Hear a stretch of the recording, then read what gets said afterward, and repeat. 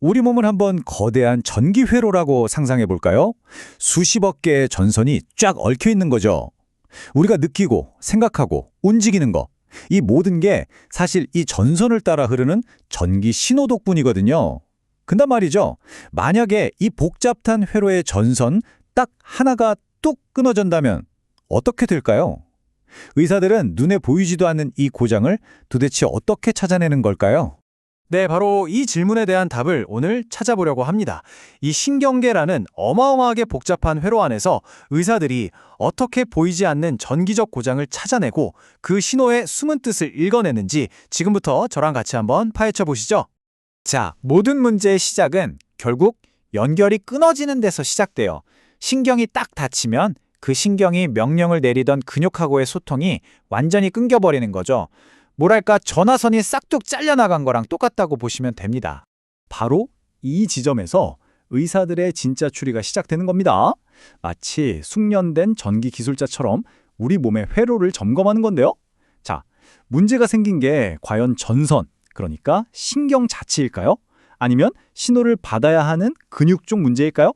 이 둘을 정확하게 딱 구분해내야만 제대로 된 치료를 시작할 수 있겠죠.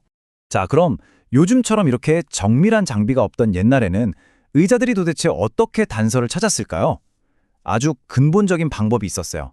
뭐냐면 근육에 직접 전기를 살짝 흘려보내고 그 반응을 눈으로 직접 보는 거였죠. 여기서 진짜 재미있는 차이가 나타나요.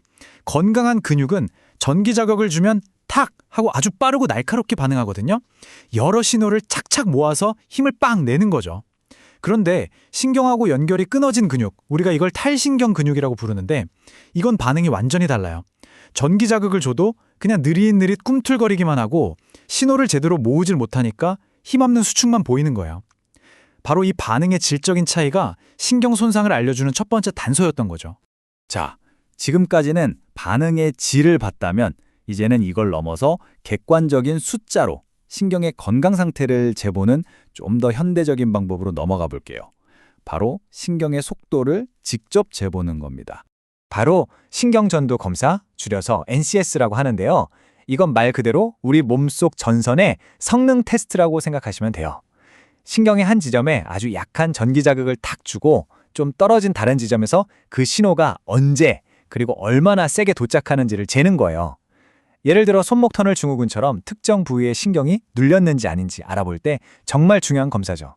이 검사에서 보는 건 크게 세 가지예요. 첫째, 잠복기. 이건 신호가 도착하는 데까지 얼마나 지연되는지를 보는 거예요. 만약 이 시간이 길어졌다? 그럼 신호가 오다가 어디선가 꾸물거리고 있다는 뜻이겠죠.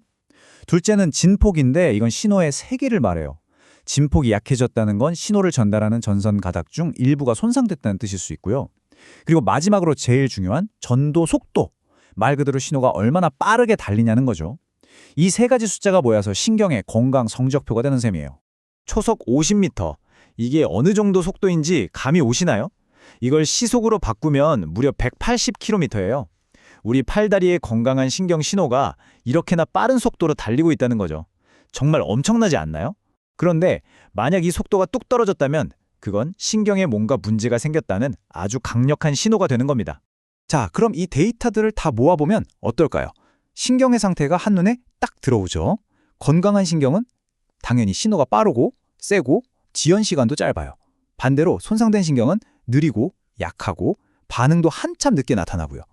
의사들은 바로 이 차이를 분석해서 신경 손상이 어디에 얼마나 심각하게 일어났는지 정확하게 짚어낼 수 있는 거죠.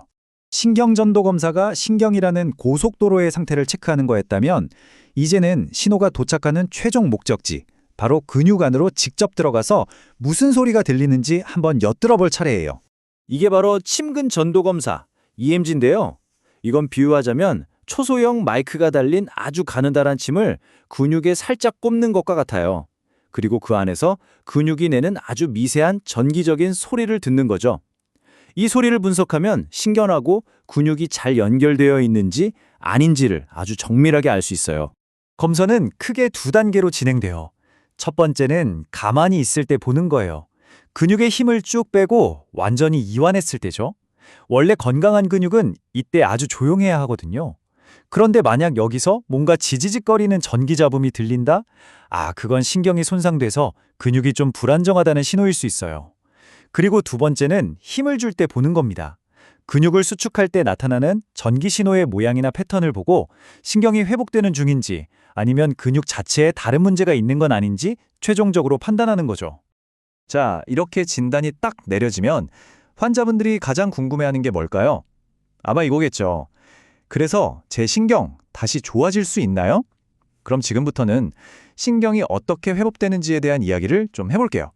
여기서 정말 중요한 개념이 하나 나와요. 뭐냐면 신경은 피부가 베인 성처처럼 그냥 탁 붙어서 낫는 게 아니라는 거예요.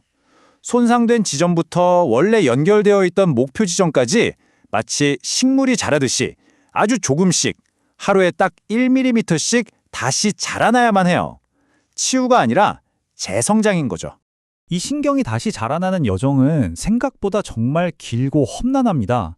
일단 신경이 다치면 죽은 신경 조직들을 깨끗하게 청소하는 시간부터 필요해요. 그게 다 끝나야 비로소 새로운 신경 섬유가 자라나기 시작하는데요. 아까 말씀드렸죠? 하루에 고작 1mm씩 이렇게 아주 천천히 자라서 목표 지점인 근육까지 다시 찾아가고 거기에 새로운 연결을 만들기까지는 수개월, 길게는 1년 이상이 걸릴 수도 있어요. 정말 엄청난 인내심이 필요한 과정인 거죠.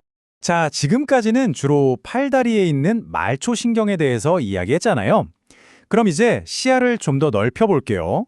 문제의 원인이 척수나 뇌 같은 더 중심부에 있을 수도 있으니까요. 신경계 전체 경로를 점검하는 방법도 한번 알아보죠. 말씀드린 것처럼 문제의 원인이 더 깊은 곳, 그러니까 척수나 뇌에 있을 수도 있거든요. 이럴 땐 신경계의 메인 회로 전체를 다 점검해 봐야 해요. 예를 들어서 발에 약한 전기 자극을 줘서 그 신호가 뇌까지 잘 올라가는지 확인해 보거나 이게 감각 경로고요. 반대로 뇌에서 보낸 운동 명령이 근육까지 제대로 내려오는지 이건 운동 경로죠. 이걸 확인하는 거예요. 이렇게 하면 고장난 위치가 저 멀리 팔다리 끝인지 아니면 우리 몸의 중앙통제실인지를 정확히 찾아낼 수 있게 됩니다. 오늘 우리는 의사들이 우리 몸이 보내는 전기 신호라는 이 복잡한 언어를 어떻게 해독하는지 함께 따라가 봤습니다. 신경의 속도를 재고 근육의 작은 속삭임에 귀를 기울이면서 보이지 않는 연결의 문제를 찾아내는 그 과정을요.